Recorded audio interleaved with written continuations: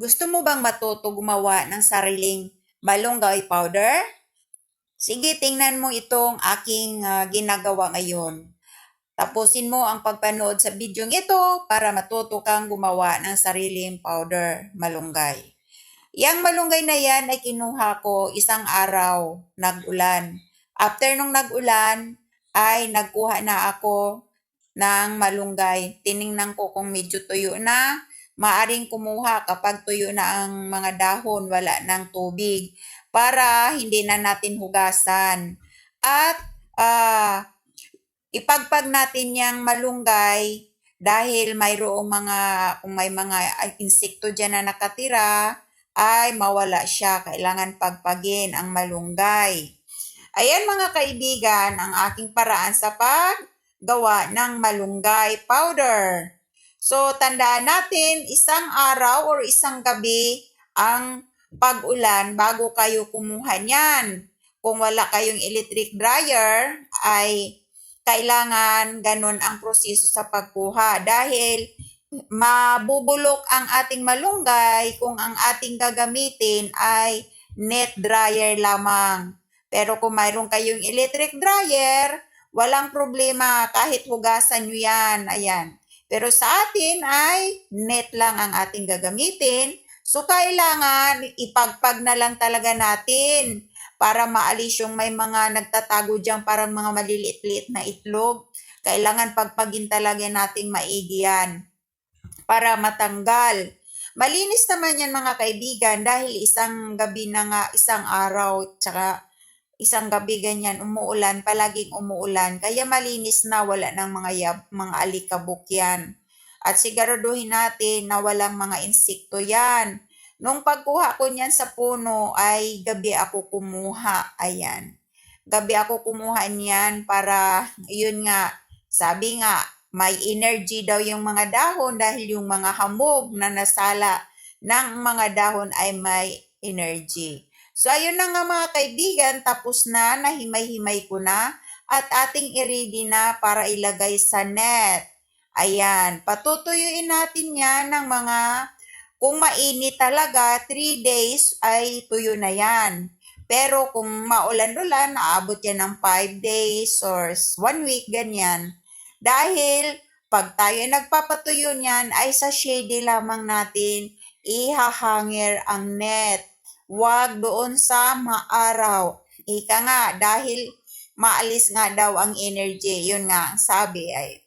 Yun naman ang sabi ng ating yung mga matatanda noon. Yun ang naano ko. So, ginagaya ko lang din. Kailangan sa shade lang din ako magpa-dry. Basta mga dahon-dahon sa shade lang.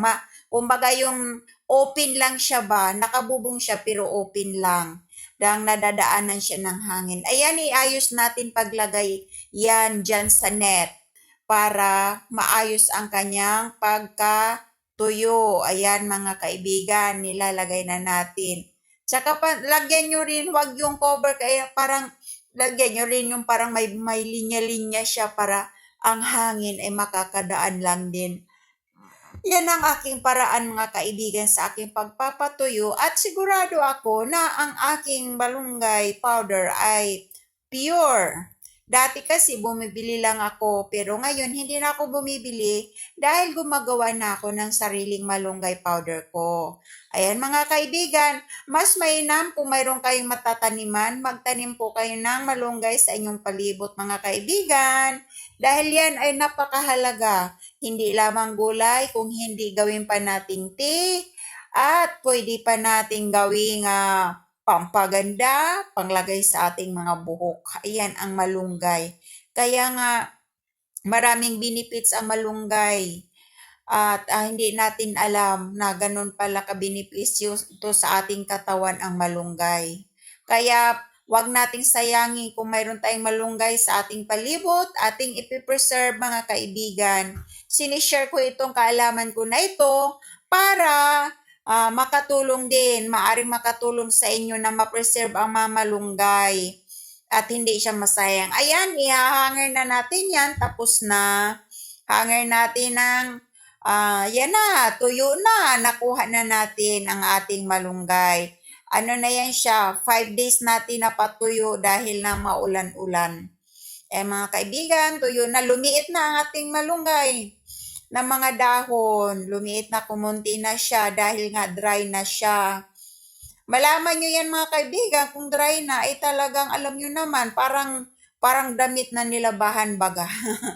Nadadry na siya. So, tuyo na, prepare na natin ang aking gamitin dito mga kaibigan ay kawali at saka yung food processor lamang.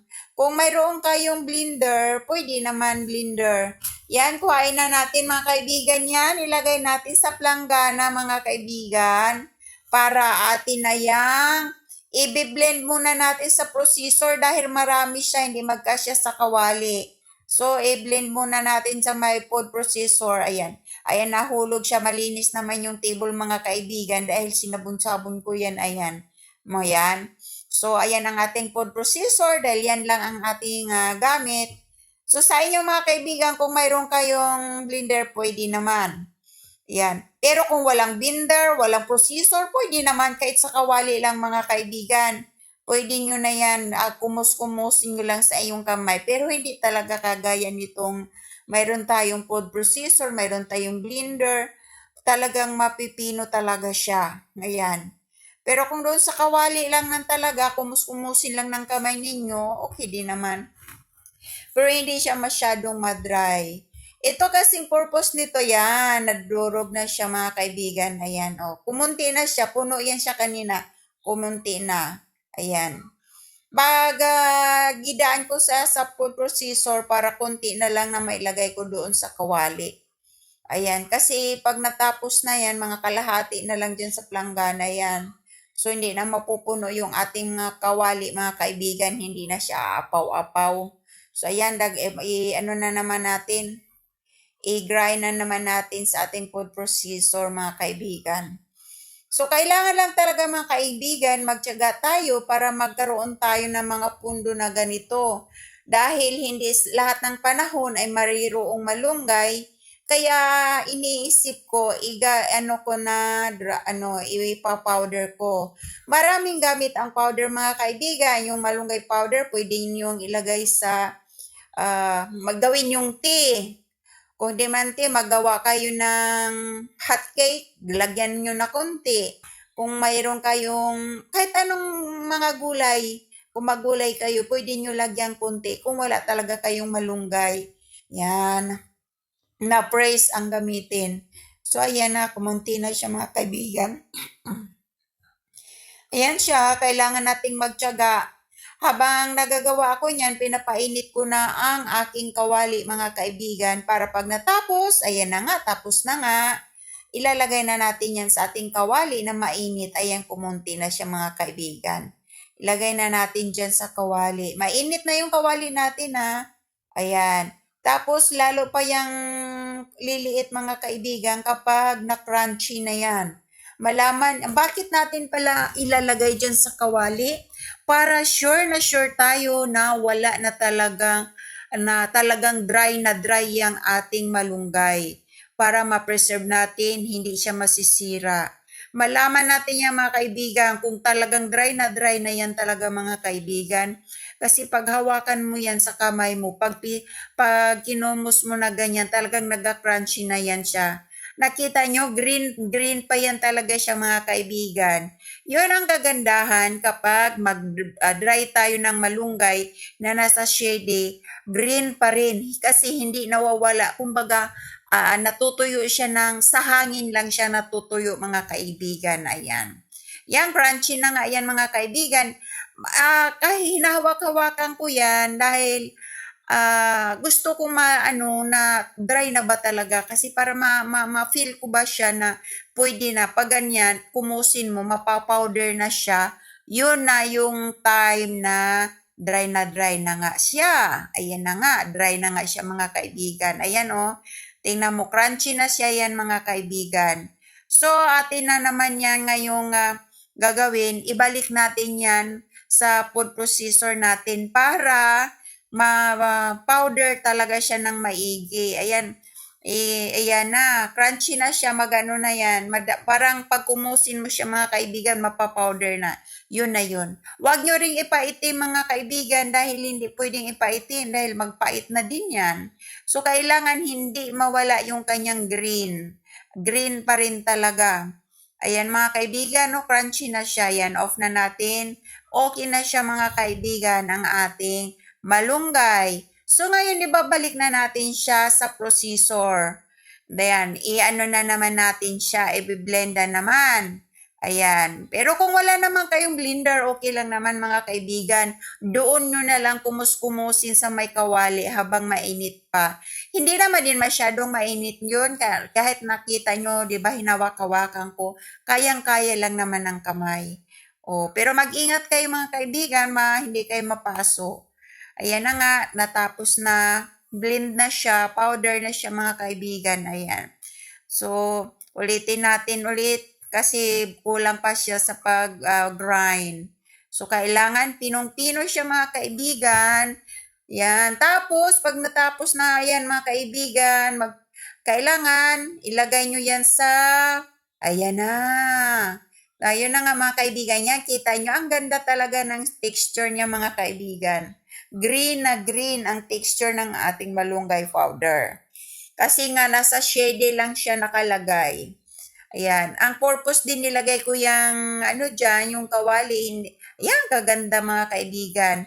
Kasi maluluto pa siya uli mga kaibigan. Talagang kung may halimbawa mayroong mga elementong dyan nga hindi natanggal nung pagpagpag natin, kung may yung mga hindi natin maiwasan yung may mga egg ng pino, yung pino na egg, yung hindi ko alam kung anong, basta yun sa ilalim ng malunggay, ay talagang maluluto sila mga kaibigan. So, malinis talaga yan.